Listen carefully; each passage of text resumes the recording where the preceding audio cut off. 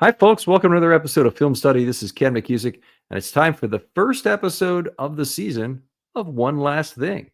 Now, folks will remember that Slava Cooperstein did a fantastic job on this show last year, and we're sad to lose him. But between his work, which is very rewarding work, putting away sex offenders, basically, and having a young family, he was not able to do it again. We have a split responsibility this year. So we're going to have Brad McGowan, who's a fan favorite and is often on for draft coverage and other things. And also Sean Asher, otherwise known as at Be More Sky High, will be joining as well. And a good friend and great analyst. Sean, thanks for joining us for this first episode. It's an honor, man. I truly enjoyed Slava's work, and when you said he was moving on, I was like, dude, those are huge shoes to fill. But man, if I could do that, I'd be so happy to help.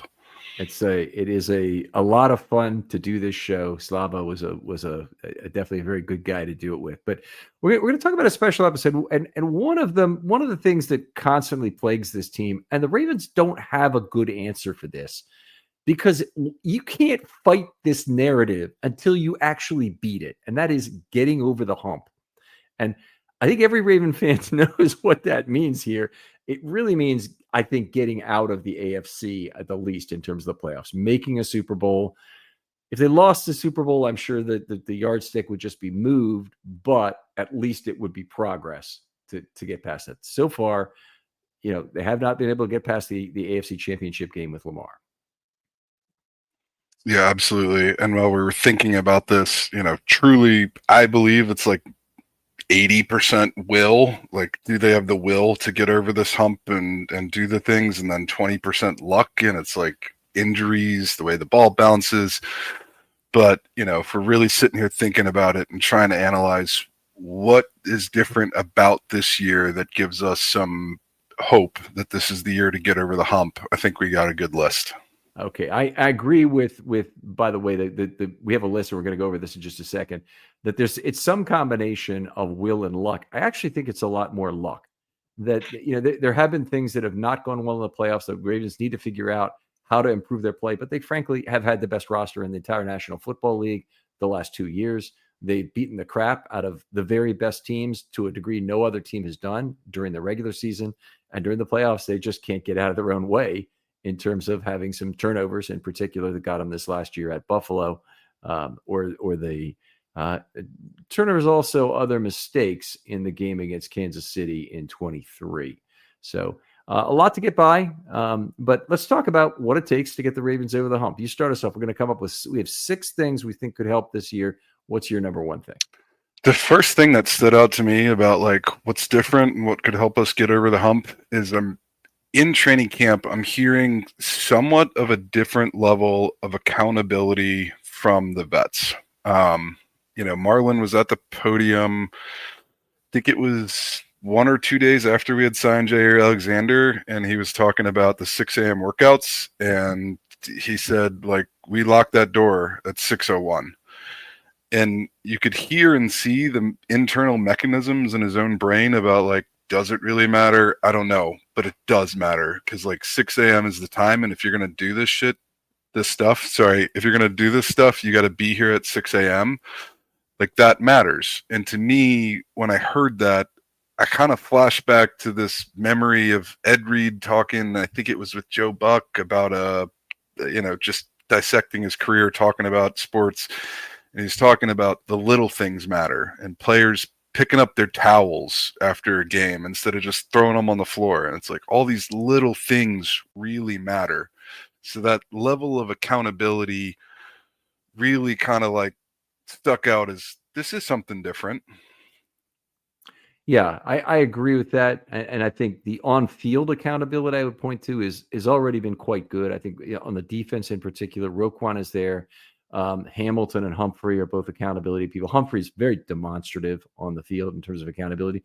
And I think most of the players, they want you to be in the right spot. They're angry with players who aren't in the right spot. I think back to Chuck Clark. I think this has not been something that's missing, how he took Earl Thomas to the woodshed.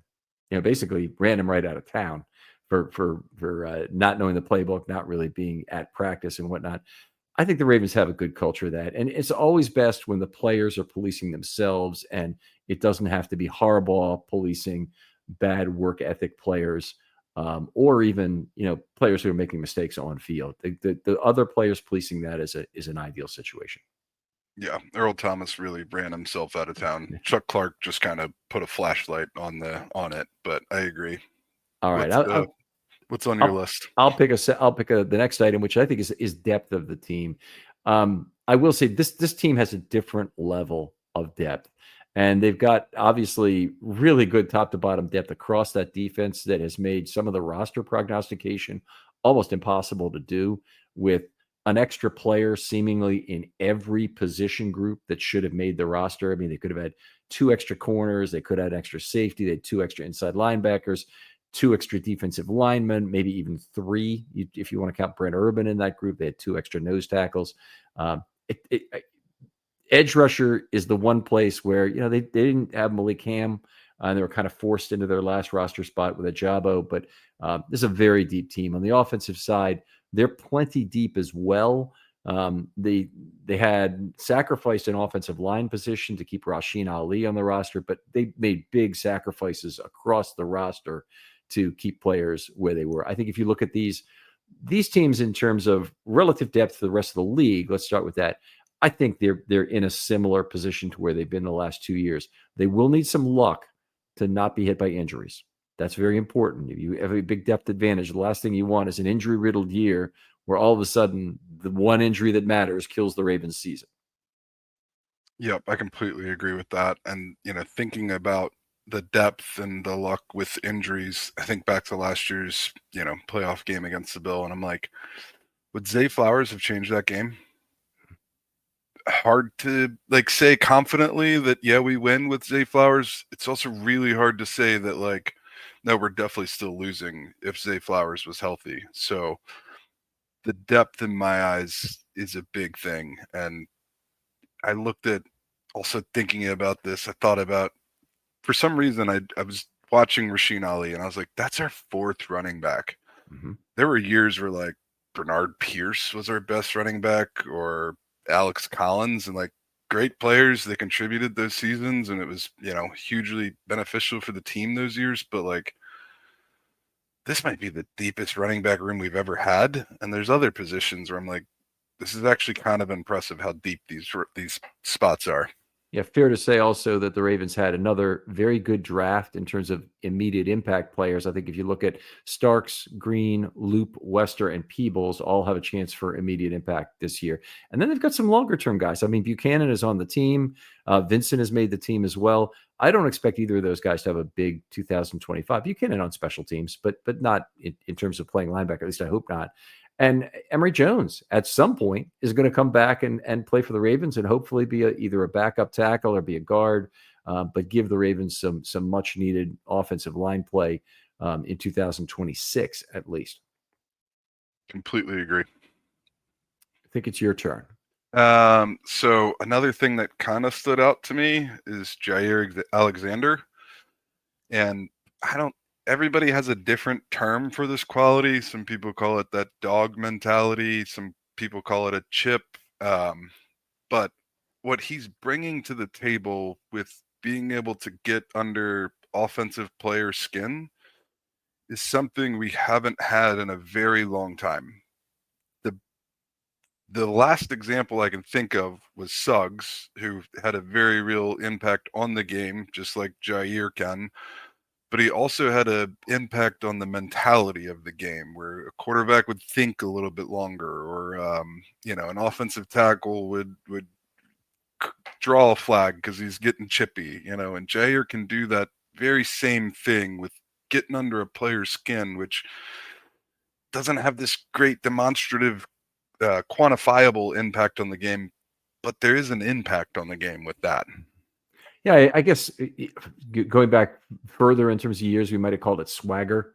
The 2000 Ravens had a ton of swagger. Obviously, they had a lot of success, and they were a record-setting defense, and they knew how good they were, and they'd gotten by without much of an offense during the season, and they were able to point to their successes, and they continued the turnover wrecking crew job they did throughout the AFC playoffs. and into the Super Bowl where they had a 5-0 turnover win as well. But one of the places I'd like to see things show up more is I'd like this team to be more physical on the offensive line in terms of finishing blocks, because I think that's an on-field manifestation that you can actually draw some fouls from.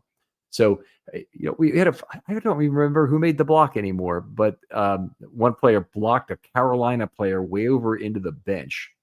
And then he got a defensive player who wasn't on the field at the time to throw a punch that was a 15-yard penalty. It added that. I think the Ravens might have lost that game anyway, but it was still very efficient to do that. It looks like Carson Vincent really has that chip on the shoulder from the last 2 games. So I love seeing that. He's a kind of he had one like extracurricular bump where then he somebody hit him after the fact and he throws his arm up. He's like, "What are you doing here?" And then he had he's had several other pancakes where he's pushing somebody over another player. I love to see that kind of physicality. And if you're a block finisher, you got a great chance. And I'm a Daniel Fa'alele fan in general, but Daniel has not displayed that kind of finishing ability, and he should. He's got all the size and length to do it. I just would like to see more of that from him. Agree. And in years past, we've had that, and bringing that element back to this offensive line, that could definitely light a fire, because it's so easy for that to create momentum. You see one of those guys and the whole offense gets fired up from that. So I agree, that would be a great thing to bring. All right, let me talk about one of the things from this year that I think is an improvement. They are practicing intentionally, as Todd Monken talks about it. He says, that when looking at the offense, for example, they had a great overall result in 24, and frankly in 23 as well. But in 24, the second greatest offense in Ravens history after the 2019 team. The 2024 team was fantastic in aggregate, but they did a lot of little things wrong and a lot of other things right that were very large. So one of the potential gains that he saw was trying to, get some of the bad things they were doing out of there and seeing how much in aggregate the offense can improve from that. And the big thing that they've been working on all summer that I spent a bunch of time reporting on is trying to get the cadence more complex and more embedded within the current group of players they have. They do set and snap drills every single day. They only missed it one time. That was, I think, the day before a joint practice. So anyway, they missed it one time in all the practices I was at. That's 17 practices. So that set and snap drill, what they do is they don't even have their helmets on. They go to the line of scrimmage they go to the huddle. They call the play. Monken calls it in on a radio directly into the huddle. Jackson or whoever else translates that play to the rest of the huddle, and then they go to the line of scrimmage as quickly as possible. And you want to be as quick as possible, get set as quickly as possible. Then they call their cadence normally, which may involve a 1 or 2 or 3 count, whatever it might be. They include the motion there, and they try and not make any mistakes during that. If that works out, there's potentially multiple levels on which you can be helped. So to start it, you're going to draw a few more defensive fouls because the defense is going to be offside if you're hard counting. And that's one thing that is well known. And some quarterbacks have fantastic hard counts. Cunningham was known to have one. John Elway, quarterbacks like that. But there's other things you get to. The defense may give away scheme to you the longer and more complex your cadence is. So they may have somebody who's trying to fake the notion that they're blitzing off the slot, for example, and they may give it away during the cadence, and that gives you a chance to back off, recall your protection, and get it. You've got to get to the line of scrimmage early enough to make that change. And to do that, they really need to practice it the way they do. The other thing you may get is the defense may be more likely to just be caught on their back foot. So if you're trying to avoid offsides, neutral zone infraction, encroachment penalties, you can get the defense on their back foot. And particularly those pass rushers are not starting out of sprinters blocks coming downhill at the quarterback and giving your offensive linemen trouble right from the first action. So I really love it. I love that they've committed to it. And if they have the same number of fouls, it would be a fantastic result If they had a few more false starts, it could be still a good result because the gains on the other side are very significant. So I think they probably, if I had to guess, they'll probably have 10 or 15% more fouls, which might mean 3 to 4 additional false starts on the year. But I think the gains from it will be much more significant than that. Yeah, to me, the biggest exciting thing about that is the opportunity for Lamar to get more information. And like, you know, there's a lot of Twitter fodder about like Lamar and what he's like his passing and how, cerebral he is in the passing game and like playing chess with the defense. But like, I don't really care about any of that, right? Like, even if Lamar just sees there's a blitzer coming and he's got an extra half a second to roll out, that extra half a second with Lamar Jackson is worth anything. Right. It's so valuable for that man to have an extra half a second moving. Offensively and defensively, I would look at that too. From an offensive standpoint, he may be able to move around that guy, make a play. From a defensive standpoint, he might be less likely to get hurt if you do that.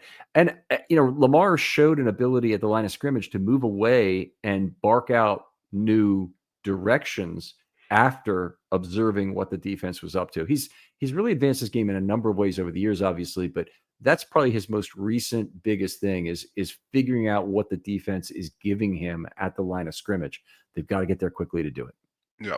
And I'm sorry, before we move on, I want to step on a soapbox for 1 second. Coach Harbaugh. You ever have one of those days where everything's off? Well, Mood can help with that. And let me tell you about Mood. It's the online cannabis brand that is changing the way we handle everything, from stress to sleepless nights, with functional gummies that are 100% federally legal cannabis. Mood launched to make cannabis affordable, accessible, and transparent, while at the same time supporting American farmers growing premium hemp on small pesticide-free farms. Their gummies are next level. Seriously, I've tried a few, and each one feels totally different.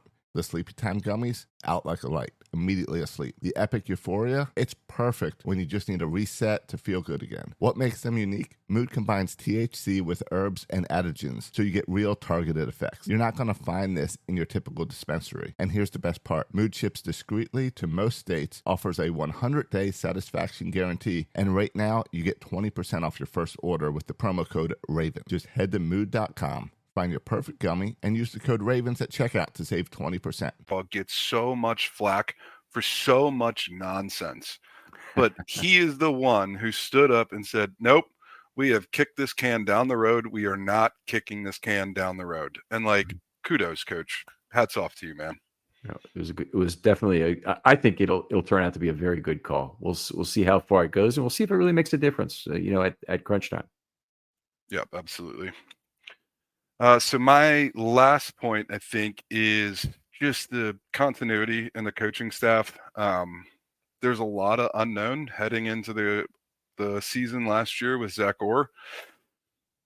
Kind of a rough start, depending on how you look at it and where you assign culpability into it with the safeties and all the movements, all of that stuff. But I don't know that anybody can walk away from the end of the season and think like, okay, Zach Orr's our DC. I'll take that. That works. And having another offseason where not only has he been doing it for a year, he's gained confidence. His players have only gained more confidence in him. So the trust is going to continue to flow.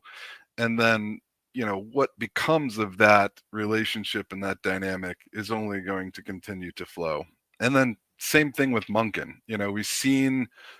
We saw iteration of year one of Monken's offense. And, there was his tweaks and there was a lot of the Greg Roman playbook. And then year two, we saw a lot more of the Monken influence.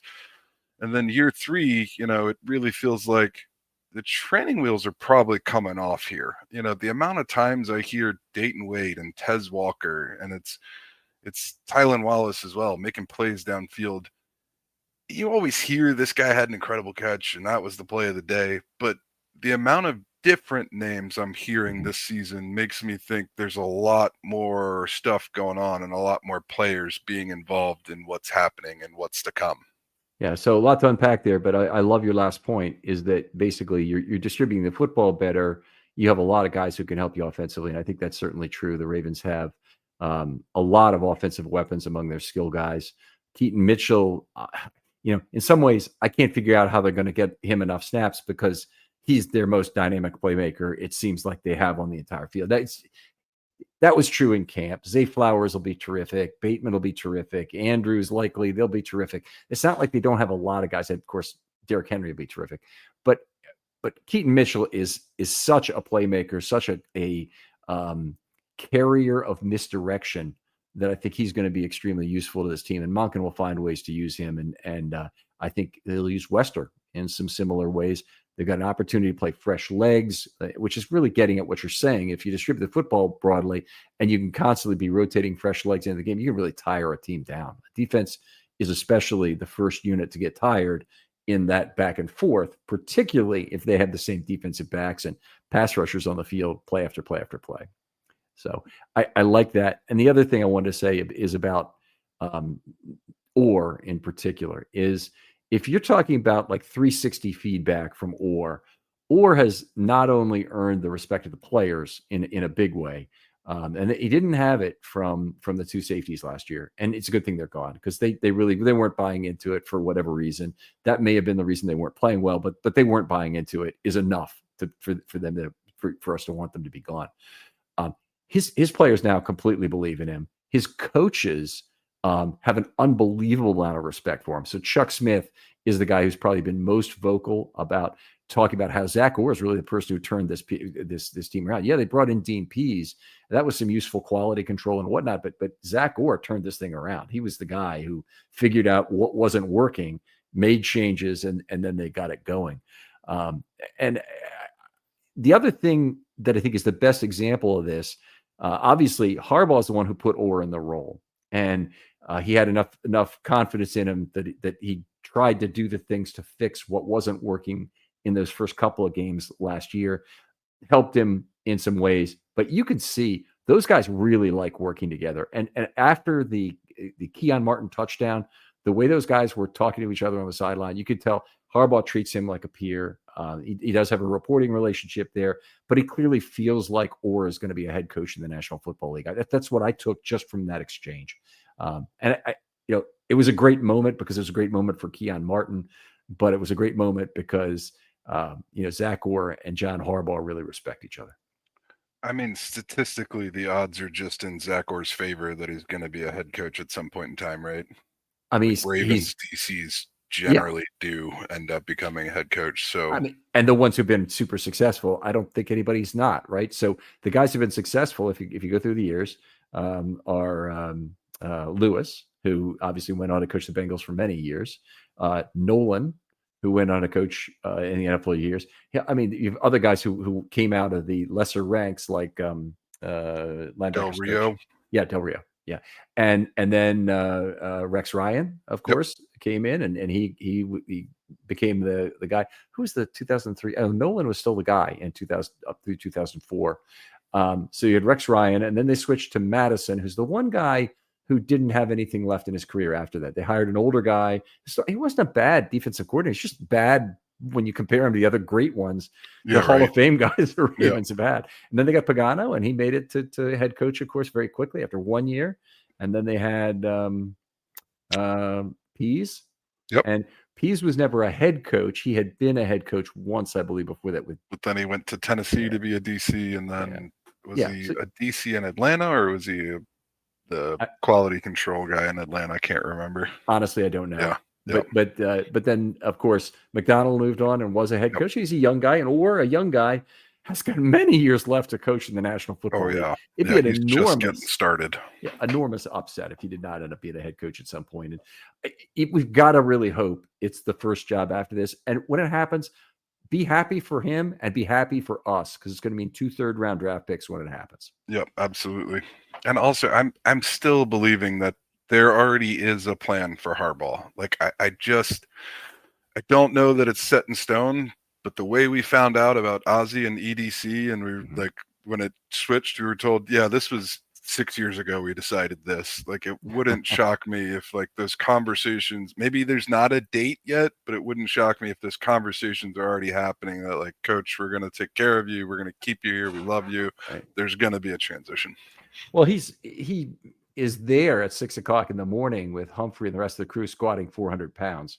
So right there, that'll tell you there's a guy committed to the physical responsibilities of the job. And I'll just tell you, at 62, and Harbaugh's a year older than me, standing up for 3 hours at practice is it's a labor of love, but it's a labor, believe me. Yep, It's absolutely. of what you do. Yep. All right, so I get the last one, I think, here, right? So Yes, sir. I'm going to say that the confidence to make coaching changes where needed, that they've been very clear about in the past, when they've had to do this, whether it's in season or whether it's to start the season, I think they've done a good job. So start with one that they didn't have a choice to make, and that's unfortunately when Joe D died, they brought in Warhop to be the head coach. It was a great move. It took a while to pay dividends, much like the Orr decision, kind of in that respect, and McDonald, for that matter, took a while to pay dividends, but it certainly did pay dividends. And by the end of the year, Warhop had gotten that unit playing well together and cutting down on the penalties and doing a lot of things right. And certainly the running game had no legitimate complaint, nor did any part of the offense in terms of how well the offensive line played. So I think that was good. The changes in the secondary for this year, bringing in D'Alessio and Pagano in the secondary, I don't see any issue there with stepping on each other's feet in terms of responsibilities, and I like that. Pagano, I think he just kind of knows his role. They do seem to have him at the podium more often, but I think he knows what they're really expecting out of him in terms of supporting the organization, much like they asked Pease to do last year. Santucci, bringing him into the inside linebacker role. Not every coaching hire you make works out. So they brought him in to develop Trenton Simpson effectively. Simpson is kind of a disappointment last year, and they brought him in. I'm going to point to a past coaching hire that didn't work, and it's the kind of thing you need to make sure that doesn't make you stop trying to make good coaching decisions. And that was bringing in Rob Ryan to coach up Patrick Queen. Patrick Queen, in a lot of ways, was very difficult to coach player. I don't think he had a kind of an aversion, he still does, to some physicality. But there is it's almost like a learning disability, be the wrong way to put it, because I don't mean that about him. I think Patrick Queen's a smart enough guy. I think there's certain things he doesn't really want to do or care to do well enough on the football field. And that was something that didn't work. And then also Rob Ryan was a complete mismatch in terms of trying to get somebody to communicate with Patrick Queen. If they had thought to give the job to Orr at the time, it would have been perfect in terms of wanting to have somebody to directly coach there. And you could see it every time those guys would stand on the side while special teams is being practiced. Queen is not part of that. And Queen and Rob Ryan had these one-on-one sessions that would last 20 minutes.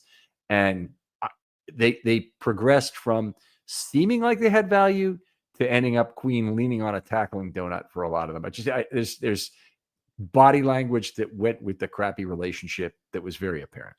I think the term you were looking for is business decisions. Patrick Queen makes a lot of business decisions often. And it's funny because when you said Patrick Queen and we're thinking, I'm like, I don't even know that I really hold that against Rob Ryan, to be honest with you. Yep. And I follow all the podcasts and all the stuff. And like, there's a lot of, just like Marlowe has his own podcast, there's a lot of Steelers that do that. Cam Hayward has one. One of the young offensive linemen that we liked, I can't remember which one, has one as well. Frazier, maybe, or some. It's not him, right? He was a rookie last year. It was it was the year before. McCormick was McCormick last year, 2 years ago, right?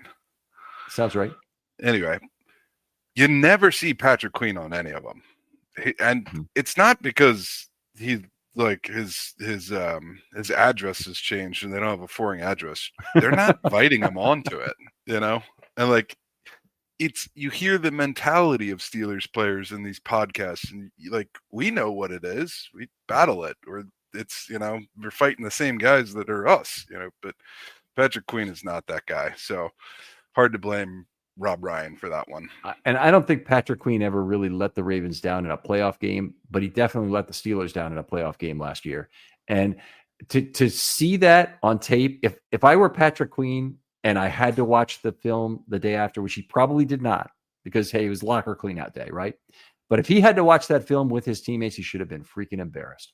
It was as bad a performance as you can possibly have. Belichick went out of his way to bash him about it. But I mean, just look, time after time, he's just not being physical at all. And I think it was his agent came out trying to defend him and saying he was sick.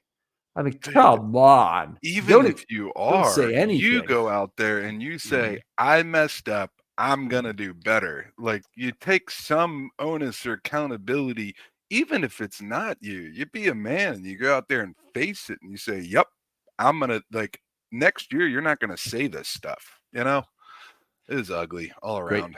Great point. So I think this was a lot of fun. So we're done with our points that we had prepared for this.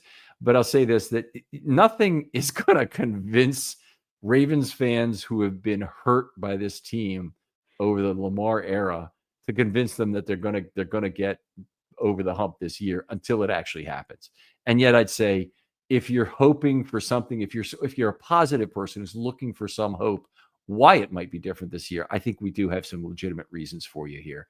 But if you're a Harbaugh hater, a lot of this, has to do with John Harbaugh, his ability to bring coaches in, his ability to create new accountability. We didn't talk about even the fact that they put up the screens in all the position rooms that have the scoring systems. I mean, that's another accountability factor that basically comes down from Harbaugh. If you hate Harbaugh, you're not going to agree with anything we've just said. That's basically the fact. You're not going to feel like there's any reason. Anything that the team does to get over the hump is all going to be based on number 8, and there's nothing Harbaugh could do to change it. I don't believe that to be true, but if you're one of the people who does look for hope, I think we've given you some reasons. And to that point, man, like, I thought about this and I was like tossing this around in my head. It's like, why are we even watching the games if we're not wanting hope? If we're not wanting hope that this is the year, what are we listening to this? What are we turning it on? Why is Pepsi making billions of dollars to sell us ads if we don't want hope? Why are we doing any of this? That's a great point. And yet, the vocal part of any fan base, including people like me, is putting their own team under a microscope at 30x, 40x, and finding out what concerns we have. I mean, that's literally the podcast series I'm doing right now, is the concerns series. So, but it is natural that we would worry, but it doesn't mean that we're not hopeful. I consider myself to be generally an optimistic person. I love what the Ravens are this year. I just have this incredible fear of failure with regard to them in terms of having them not get the job done when the window is wide the hell open. Yeah, man. Ever since that first San Diego playoff loss, when fans were cheering to get Flacco back in, I was like, dude, if we have Lamar Jackson, we have a chance. And like, that's all you can ask for, man. Ask Cleveland. They'd be begging for a chance. That's all they want. It's just a chance. All 31 teams, except for the couple that are deluded by their own superstar quarterbacks, would really love to have Lamar Jackson. So yeah, exactly. We're the team that has him right now, so it's we're very fortunate. All right, Sean, always great talking football with you. Tell folks where they can hit you up online if they have questions. I'm on X/Twitter at BMORE_SKY_HIGH. Follow me. I'm there. All right, outstanding. Tag Sean in. I think you'll get really good football conversation. That's always been my experience over the years. He's been great on the draft, and I always appreciate these conversations. Other folks out there, if you're looking to be in on the Concerns series, hit me up right away because I'm almost to the end of scheduling those. DMs are always open on Twitter. Come up with one tight concern that you think could scuttle the Ravens season, and we'll talk through that and talk about what actionable ways there are that the Ravens can address those issues. Sean, thanks again for coming on. Thanks, Ken. Looking forward to a long season with you, brother. And we'll talk to you next time on Film Study.